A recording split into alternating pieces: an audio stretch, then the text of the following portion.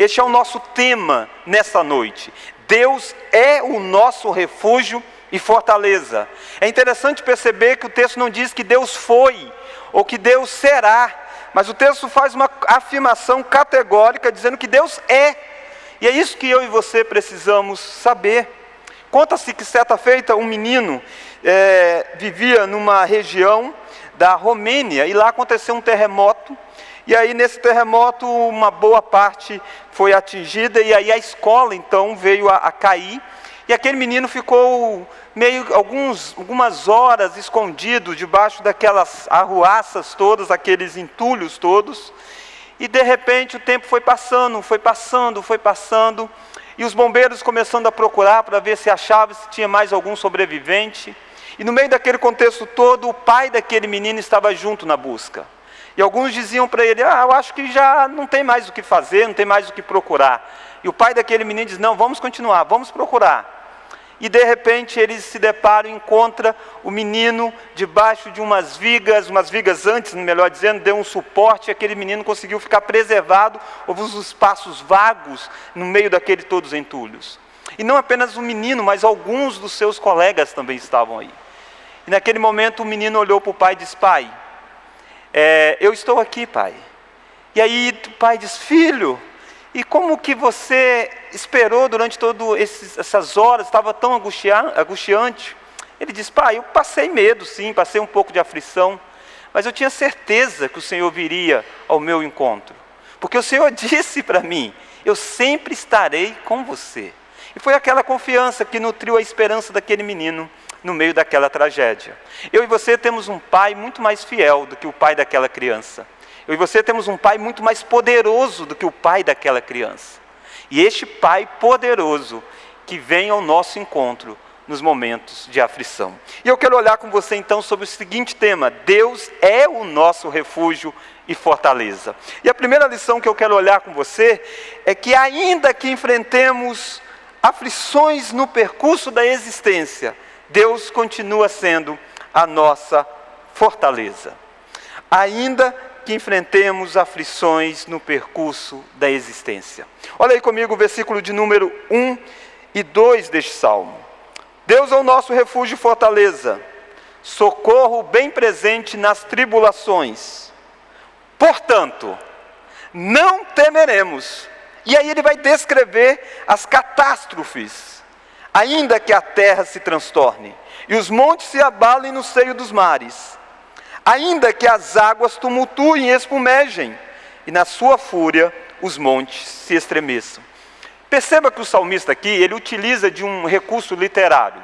Ele utiliza de algumas metáforas. E ele faz uso da metáfora de água e de montes. E ele traz a ideia de águas agitadas e de montes sendo abalados. Essa figura de linguagem é uma figura de grande aflição e tribulação. É bem provável que este salmo descreva para nós um momento em que Israel estava sendo sitiada pelos adversários. E então o salmista compara essa situação como se fosse meio que um abalo cósmico. E é isso que eu e você precisamos entender, que no decorrer da nossa jornada, alguns momentos fica agitado mesmo. Não é único na história o momento em que a gente vive. Outros momentos na história ficaram agitados também. E outros momentos ainda ficarão. E quando eu e você olhamos para momentos agitados assim da história, momentos em que aquilo que parecia ser tão estável começa a balançar, momentos em que talvez potências mundiais, que você dizia assim, esta potência é símbolo de estabilidade, a economia de tal nação é símbolo de estabilidade, e aí diante de uma pandemia como esta, aquilo que era símbolo de estabilidade parece que vai ruindo. Talvez eu e você comecemos a dizer, se isso está assim, será que não tem mais o que pode ser feito? O Salmo diz, portanto não temeremos. Ainda que as coisas que parecem mais estáveis estão abaladas, nós não devemos estar abalados. Perceba, irmãos, que maravilhoso é isso. Por que é que no decorrer da nossa jornada, nós enfrentamos tribulação? A Escritura diz sobre isso. Jesus mesmo disse que no mundo nós teríamos aflições. Mas ele disse, tem de bom ânimo, eu venci o mundo. O apóstolo Paulo viveu num momento também intenso de muitas lutas. E olha o que Paulo diz em Romanos, capítulo 8, a partir do verso 35. Vou pedir ao pessoal da projeção que, por gentileza, Romanos capítulo 8, olha aí comigo a partir do verso 35. Pensa você a aflição que Paulo vivia naquele contexto. E ele descreve assim: quem nos separará do amor de Cristo? Será tribulação, ou angústia, ou perseguição, ou fome, ou nudez, ou perigo, ou espada? Como está escrito, preste atenção nisso: por amor de ti, somos entregues à morte o dia todo. Fomos considerados como ovelhas para o matadouro. Só um minuto. Perceba que neste texto, Paulo diz assim, somos entregues à morte o dia todo. Queridos, não é hoje que eu e você estamos em risco. Não é hoje que as pessoas estão em risco. O tempo todo nós estamos em risco se não fosse Deus nos preservar. A vida é um presente de Deus. Deus a deu e Deus a sustenta e nós não acrescentamos nenhum côvado a ela. Paulo diz, o tempo todo nós estamos entregues à morte. Mas ele diz, nós somos como ovelhas para o matadouro. Mas olha a continuidade do texto. Em todas estas coisas, em todas elas, não é acima delas, não é fora delas, mas é no meio delas. Em todas estas coisas, porém, somos mais que vencedores, por meio daquele que nos amou. Perceba, queridos, que é importante eu e você ter convicção disso, que nós somos mais do que vencedores no meio das aflições. E aí ele vai dizer, porque eu estou bem certo, que nem a morte, nem a vida, nem os anjos, nem os principados, nem as coisas do presente, nem do porvir, nem os poderes, nem a altura, nem a profundidade, nem qualquer outra criatura poderá separar-nos do amor de Deus que está em Cristo Jesus. Nem altura, nem profundidade, nada, nem qualquer outra criatura pode nos separar, queridos. Eu e você precisamos ter essa convicção, porque eu e você somos mais do que vencedores em todas estas coisas. É isso que o Salmo traz. O Salmo traz essa ideia. Olha lá o verso 1 do Salmo então agora. Deus é o nosso refúgio e fortaleza, socorro bem presente nas tribulações. Perceba, ele descreveu a catástrofe numa linguagem poética de mares agitados, de montes abalados, mas ele diz, Deus está conosco no meio disso tudo. Deus não nos abandonou no meio disso tudo. Deus continua sendo nossa fonte de refúgio e fortaleza. Mais do que isso, Deus é o socorro bem presente. É isso que eu e você precisamos ter no nosso coração. As tempestades da vida não significam a ausência de Deus. Ao contrário, Jesus estava em um barco e a tempestade veio forte no barco daqueles discípulos. Mas a presença de Jesus faz toda a diferença. Eu e você precisamos reforçar essa crença, queridos. O verso de número 3, o salmista diz, ainda que as águas tumultuem e espumejem. O que é que ainda que essas coisas aconteçam? O que é que o salmista não faria? Ele não temeria, não temeremos. Este é o desafio para mim e para você. Porque o nosso coração facilmente é tomado pela ansiedade. E aí nós precisamos nos voltar para quem é o nosso Deus. Sabendo quem é o nosso Deus, como que Ele é presente na nossa vida, nós não precisamos temer. Porque nada pode nos separar da coisa mais preciosa que nós temos, que é o nosso Senhor. Nada. Para aqueles que estão em Cristo, nada nos tira da maior dádiva, que é a vida eterna. Por isso eu e você devemos encontrar paz neste Deus que é socorro bem presente. Essa é a primeira lição que eu gostaria então de olhar com você. Ainda que enfrentemos as aflições no percurso da existência, continuemos crendo que Deus é o nosso refúgio, fortaleza. Irmãos, C.S. Lewis, um escritor já falecido, ele tem uma frase marcante. Ele diz que Deus sussurra em nossos prazeres e grita em nossas dores. Sabe que uma das maiores, as grandes lições da vida nós aprendemos no meio das lutas e aflições. Eu e você temos a oportunidade desses dias de crescer em intimidade com Deus. Desses dias de isolamento social, desses dias de quarentena, onde nós não estamos convivendo muito com pessoas, nós podemos nos achegar com aquele que é o Criador de todas as coisas. Nós podemos ver Ele cuidando de nós. Ele sempre cuidou, mas muitas vezes o nosso olhar não estava naquilo. Muitas vezes nós achávamos que o cuidado de Deus vinha do nosso trabalho. Muitas vezes nós achávamos que o cuidado de Deus vinha das coisas. E Deus de fato usava tudo isso para trazer o cuidado dele. Mas o cuidado vinha de Deus. E às vezes você não via Deus por detrás destes cuidados. E Deus quer mostrar para você que Ele é o refúgio em quem você pode encontrar paz para viver. Então, nós estamos vendo o seguinte tema: Deus é o nosso refúgio e fortaleza. Primeira lição: ainda que enfrentemos aflições no percurso da existência.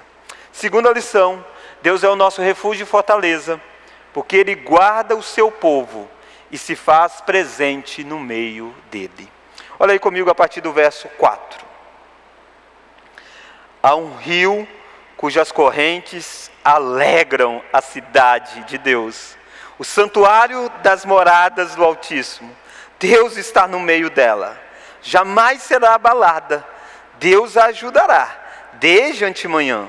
Bramam nações, reinos se abalam, Ele faz ouvir a sua voz e a terra se dissolve.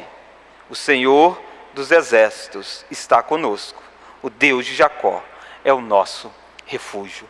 Pensa você então, esse momento histórico de Jerusalém sitiada pelos inimigos. E os inimigos em derredor, marchando armados, fortes. E o salmista diz assim: ei, há um rio que alegra a cidade de Deus. Queridos, lá fora está um desespero, mas ele está dizendo: olha para dentro de Jerusalém, tem um rio que passa trazendo alegria para a gente, cuidando de nós, saciando a nossa sede. E este rio alegra a cidade de Deus, o santuário de Deus. Porque em Jerusalém ficava o templo. Em Jerusalém ficava aquilo que era o símbolo da presença de Deus. E este símbolo da presença de Deus deveria nutrir no coração do povo a esperança de que Deus estava aí. Mas infelizmente, no decorrer do tempo, muitas daquelas pessoas dissociaram o templo de Deus. E passaram a ter o templo de Jerusalém apenas como algo do ritualismo morto, frio, sem o Deus daí. E eles passaram a crer que eles poderiam viver pecando contra Deus e nada iria acontecer em Jerusalém, porque simplesmente o templo estava lá, o ambiente físico estava lá. Não, o salmista não está dizendo dessa crença de que a proteção de Deus se dava por causa do ambiente físico, mas por causa da aliança que Deus tinha com o povo. E essa aliança nutrida na vida do povo. E o texto faz questão de mudar drasticamente a cena. Se do verso 1 a 3 você viu o mar agitado, monte se abalando, no versículo 4 você vê um rio que alegra a cidade. Se você conhece um pouquinho de geografia bíblica, você deve lembrar que Jerusalém não tem grandes rios. Os estudiosos pontuam que isso aqui provavelmente seja uma torrente pequenininha, talvez que vinha até da região aí de Siloé. E esta torrente pequena aos olhos humanos, trazia alegria para aquele que cria na proteção do Senhor. Sabe, queridos, que no meio das aflições da vida, eu e você precisamos ver como que Deus traz alegria para nós. Como que Deus supre aquilo que nós precisamos, com coisas simples, com coisa parece imperceptível aos olhos humanos. Mas sabe, queridos, que muitas vezes eu e você estamos olhando para as notícias do que acontece lá fora, e não vendo o rio diário de Deus na nossa história. Eu e você precisamos ver Deus cuidando de nós, Deus alegrando o nosso coração, Deus permitindo, por exemplo, que nós tenhamos momentos como este aqui, onde nós não podemos nos reunir fisicamente, mas podemos nos reunir através das mídias sociais. Isso é um pequeno rio de Deus para alegrar o nosso coração. Talvez você que não pode ter contato com um parente seu, mas você pode ligar para ele. Um pequeno rio ainda, mas é um rio que alegra o coração. É dádiva do Senhor. Mas queridos, há um rio na Escritura. Há de alguém que jorra um verdadeiro rio, que é Jesus Cristo. Jesus disse que dele fluía rios de água viva. Ele disse que o Espírito Santo que seria dado faria com que nós tivéssemos essa água viva em nós. Jesus disse para uma mulher, a mulher samaritana, ele diz: pede-me e eu te darei água viva. Queridos, a maior fonte que tem que jorrar na sua vida é Jesus. Jesus tem que ser a fonte maior da nossa história. Ele é aquele que supre tudo para nós. Aliás, se nós temos Cristo, nós podemos dizer como Paulo: posso todas as coisas naquele que me fortalece. Esse salmo é extraordinário, porque esse salmo diz de Deus sendo refúgio e fortaleza, ainda que vem intempéries pela vida. Deus é refúgio e fortaleza porque Ele guarda o seu povo e se faz presente no meio dele. Sabe que hoje a presença de Deus não se dá em paredes físicas, se dá dentro daquelas pessoas que o sangue de Jesus foi derramado por elas. Se dá porque o Espírito Santo habita dentro delas.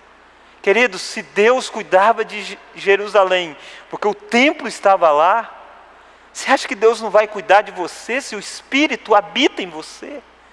É este cuidado maravilhoso que precisa estar na nossa mente. Nós temos um penhor, nós temos um selo, que é o Espírito Santo, a garantia do resgate final.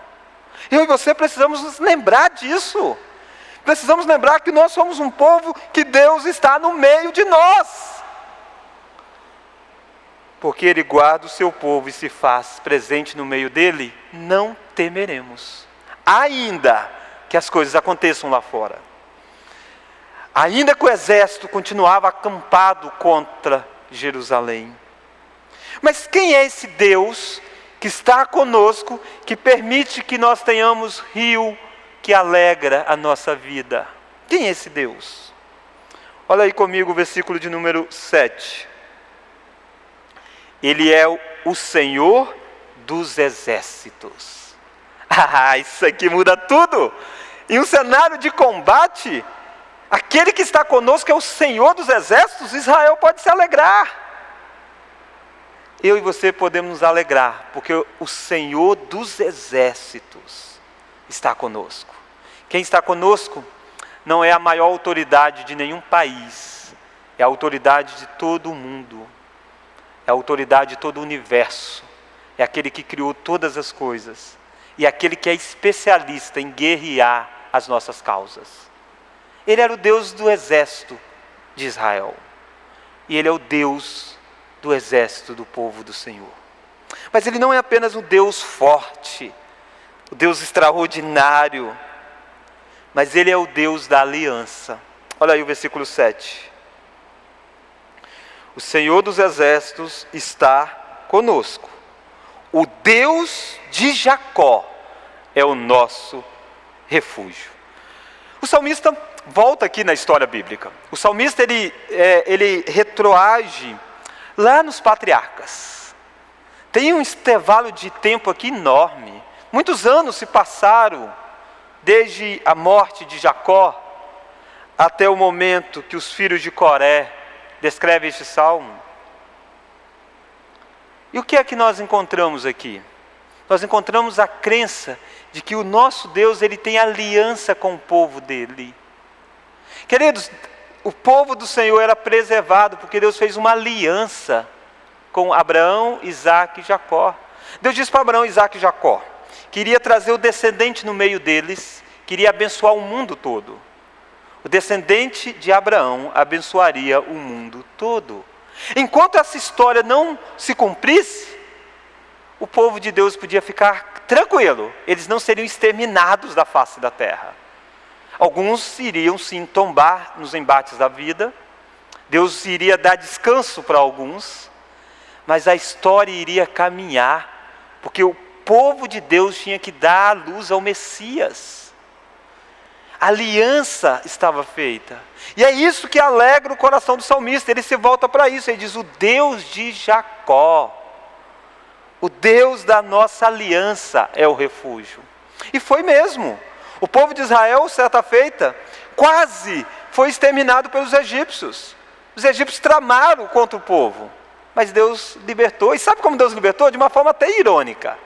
Deus pegou o mediador daquela aliança, o protetor Moisés, e fez com que a filha do inimigo do povo de Deus o criasse, a filha de Faraó. Esse é o Deus do exército que eu e você temos. Esse é o Deus de Jacó. E ao longo de toda a história, Deus tem feito isso. Sabe que o que garante que o povo de Deus avance a despeito das lutas e das aflições é olhar para o cumprimento maior da história. Este Deus da aliança, que fez aliança com Jacó, esse é o Deus que tem uma aliança com os seus verdadeiros filhos. E Ele garante para nós novos céus e nova terra. Ele garante para nós que o fim da história é maravilhoso. A despeito dos capítulos que passam, a despeito das páginas difíceis, o final é: e viveram felizes para sempre. Ele é o Deus da aliança, Ele é o Deus do exército, Ele é que faz as coisas acontecerem. Muitas aflições vêm sobre o povo ao longo da história, mas Deus está cuidando do povo também ao longo da história. Então nós vimos até o presente momento duas lições. Nós estamos vendo o seguinte tema: Deus é o nosso refúgio e fortaleza. Este é o tema, a afirmação categórica. Você precisa colocar isso na sua mente e no seu coração. Deus é o nosso refúgio e fortaleza. Ainda, primeira lição, ainda que enfrentemos aflições no percurso da existência. Este ainda faz toda a diferença. Eu não estou pregando um triunfalismo para você. Eu não estou dizendo que não possa passar por momentos de lutas. Você já passou por tantas outras na história. Essa é mais uma. E se Deus nos preservar, se Jesus não voltar, muitas outras virão. Assim é a história, caminha. Mas a segunda lição é porque Ele guarda o seu povo e se faz presente no meio dele. Como que Ele faz isso? Alegrando com as pequenas coisas. Um rio alegra a cidade. Deus está no meio dela. O templo era símbolo, e a maior símbolo da presença de Deus é Jesus Cristo que veio ao mundo e o Santo Espírito que habita em nós. Diante disso que eu estou dizendo, eu preciso perguntar para você: você está abalado? Você está abatido? Nós ficamos mesmo, porque facilmente nós esquecemos quem é o nosso refúgio.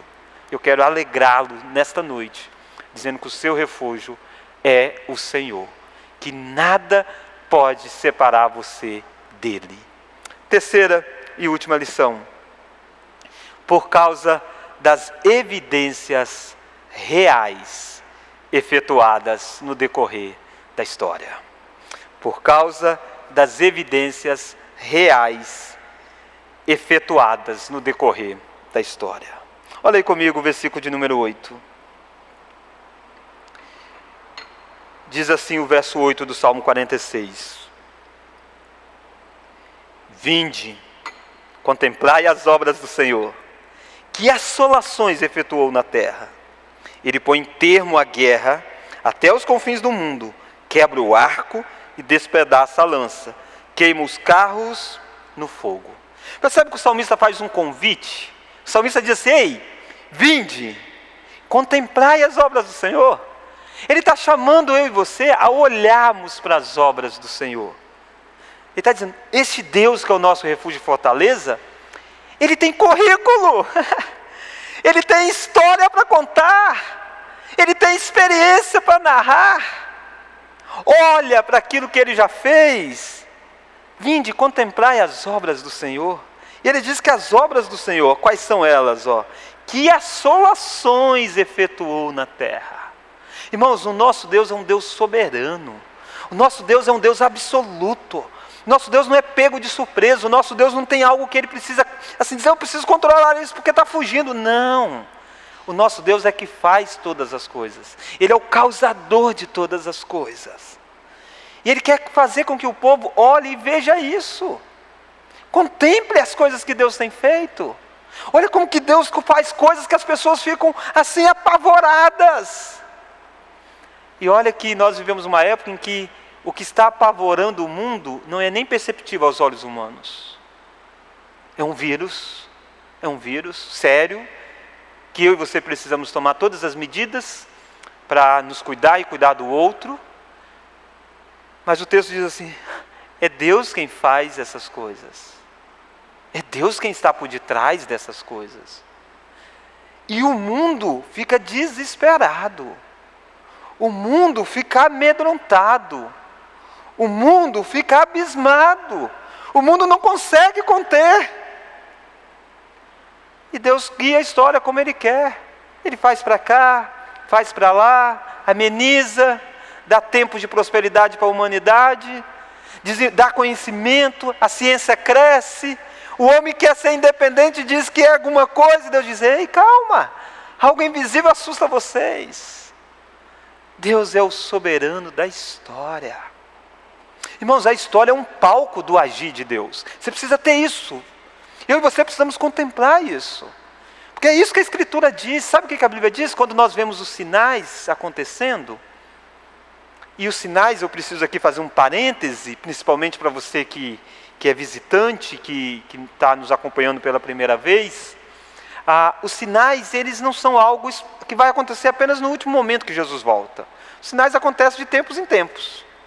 Já teve epidemias em outros momentos, está tendo agora, e se Jesus não voltar, haverá no futuro. Os sinais são assim, de tempos em tempos. Não apenas esses, tantos outros. Há sinais da graça de Deus, como a pregação do Evangelho a todo lugar, e há sinais do juízo de Deus. E o povo de Deus, então, quando vê esses sinais acontecendo, eles não devem desesperar, eles devem dizer, olha, Deus falou, olha Deus fazendo. Aliás, Jesus disse assim, quando vides essas coisas acontecerem, erguei a vossa cabeça, a vossa redenção se aproxima. É isso que faz a diferença, é isso que pode fazer com que eu e você vivamos e passemos por momentos difíceis na história, com o coração aliviados, porque Deus é aquele que faz todas as coisas. Olha lá o versículo 9. Ele então começa a descrever algumas minúcias dessas todas as coisas que Ele faz. Deus, Ele põe termo à guerra, até aos confins do mundo. Não tem limite. A ação de Deus não é restrita a um lugar, não é restrita a um país. A ação de Deus é mundial. Deus faz o que Ele quer no mundo. Ele cuida dos seus no meio do mundo. Ele é o Deus que põe termo à guerra. Ele é o Deus que governa sobre as guerras. Ele é o Deus que governava sobre aquelas nações que estavam amedrontando Israel. Num determinado momento, a Babilônia vai ser uma dessas nações, que vai cercar a nação de Israel, vai sitiar a nação de Israel, vai inclusive invadir a nação de Israel, inclusive vai destruir a nação de Israel. Isso aconteceu na história. Mas o povo remanescente fiel foi preservado. Deus continuou cuidando. Por quê? Porque Deus é aquele que faz e acontece. Ele é o Deus por detrás de todas as coisas. E o verso 10 termina dizendo assim, sou exaltado entre as nações, sou exaltado na terra.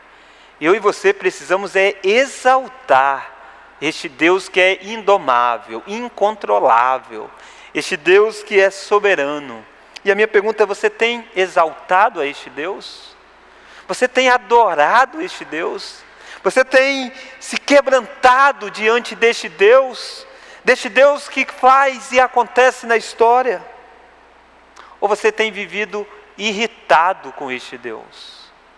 Nessa noite Deus está chamando a você para não temer. Deus está chamando a você para crer que Ele está com você. Para você ver as obras que Ele faz. Obras que assustam o mundo, mas que fazem parte da história da redenção. Obras de benevolências que Ele faz também no mundo. Olhe para o passado.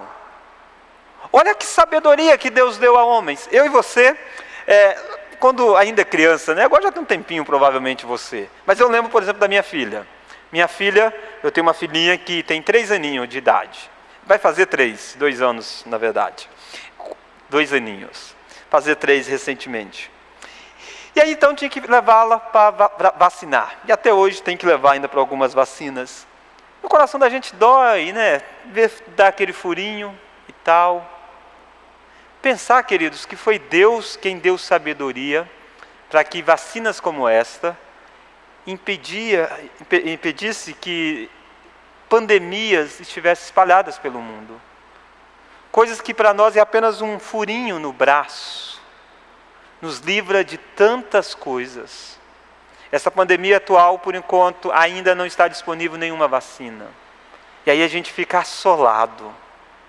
Não, queridos, olhe para a história, vinde, contemplai aquilo que Deus já fez. Deus já freou momentos terríveis da história.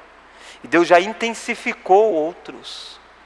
O que eu e você precisamos saber, a despeito do que Deus faça na história, é Ele quem faz. E Ele é o seu refúgio. Ele é a sua fortaleza. Ele é o seu socorro bem presente. Não temeremos.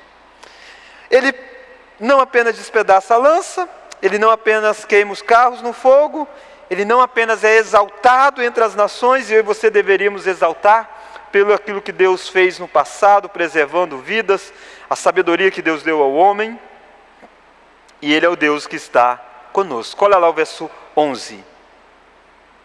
O Senhor dos exércitos está conosco, o Deus de Jacó é o nosso refúgio. Você não está repetindo o versículo. Nós já lemos o mesmo conteúdo, lá no verso 7. O verso 7 diz, o Senhor dos exércitos está conosco, o Deus de Jacó é o nosso refúgio. E o verso 11 repete as mesmas palavras. Deus inspirou o salmista para repetir isso, porque esta é a ênfase para a nossa vida. Nós precisamos saber que Deus não apenas foi, Deus é o nosso refúgio, o nosso socorro, Deus bem presente na nossa vida, o Deus que é o Deus do exército e o Deus de Jacó, o Deus todo-poderoso e o Deus da aliança. Talvez você pergunta, e aí, o que eu faço diante de tudo isso? O versículo 10 tem uma fala para você, diz assim, aquietai-vos, aquietai-vos, aquietai-vos, e sabei que eu sou Deus.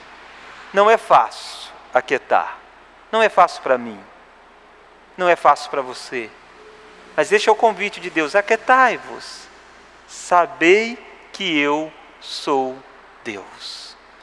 Como é que você pode ter o seu coração aquietado? Lendo a Escritura. E quando o coração ficar agitado, lance para o Senhor a sua ansiedade. Ele tem cuidado de você. O que eu e você precisamos saber é que Ele é Deus. Isso faz toda a diferença. Ele não é como um de nós. Ele é diferente de nós. Mas Ele nos ama. O Deus dos exércitos está conosco. Sabe que a maior manifestação dessa presença de Deus se deu há 2000 anos atrás, quando Deus se fez homem. E sabe que um dos títulos dele é Emanuel, que quer dizer o Deus conosco. Quando Jesus nasceu o Emanuel, o Deus conosco. E o Deus conosco sabe o que é sofrer, porque Ele sofreu em nosso lugar. E Ele sofreu para que nós pudéssemos ser livres daquela que seria a maior aflição que o ser humano poderia ter, que é o castigo eterno. A maior aflição do ser humano não é um coronavírus. A maior aflição do ser humano não é a morte. A maior aflição do ser humano é a condenação eterna. E esta condenação eterna ainda existe para aqueles que não estão em Cristo. Mas o Emanuel, o Deus conosco, foi à cruz do Calvário e pagou pelos nossos pecados. E aí eu e você podemos dizer, Deus foi o nosso socorro, bem presente, na hora mais difícil da história. na hora em que a ira do Deus ia cair sobre nós, Ele mesmo se colocou na pessoa do Filho, em nosso lugar, no meio, e tomou sobre si as dores, para que eu e você fôssemos declarados justos. Quando Jesus estava na cruz, nós podemos dizer, o Emanuel, o Deus conosco, esteve naquele lugar. E nós estávamos com Cristo, no sentido de que o nosso pecado foi pago em Cristo, e a justiça de Cristo foi creditada a nós. Eu e você não precisamos temer, porque se Deus nos deu o maior e a melhor coisa da vida, o que eu e você precisamos é desfrutar disso, alegrar. E eu quero convidar você a olhar, a ver, vinde e contemplai as obras que o Senhor fez. Hoje mesmo, Deus deu a você mais um dia de vida. Deus deu a você oportunidade de conversar com parentes, mesmo que tenha sido por redes sociais. Deus deu a você tantas coisas. Vinde e contemplai o que Deus fez. Olha para aquilo que Deus faz na história e exalte Ele. Vamos orar? Deus, o Senhor está presente. O Senhor está conosco. Que esta verdade possa inundar os nossos corações. Que nós possamos, ó Deus, saber que aquele que põe termo à guerra, aquele que despedaça carros, aquele que queima carros, despedaça a lança, aquele que vence as batalhas, Ele continua sendo o nosso Deus. E a quem nós podemos dirigir as nossas orações, a quem nós podemos confiar, porque de fato o Senhor já cuidou daquilo que é mais importante, que é do nosso destino eterno. Obrigado, ó Deus, porque na cruz do Calvário a maior ameaça já foi resolvida e nós podemos desfrutar da vida eterna no Senhor. Mas Deus, talvez há pessoas que não têm esta convicção. E num momento terrível como este que nós passamos, as pessoas precisam de fato saber se tem Deus na vida. Porque ter Deus na vida faz toda a diferença, não para este mundo apenas, mas para a eternidade. Por isso, Deus, visite corações que porventura estejam aflitos e que estejam ouvindo esta mensagem. E que possam encontrar no Evangelho a resposta para aquilo que elas procuram. Oramos tudo isso no nome daquele que é o Emanuel, o Deus conosco, Jesus Cristo. No nome dele, amém.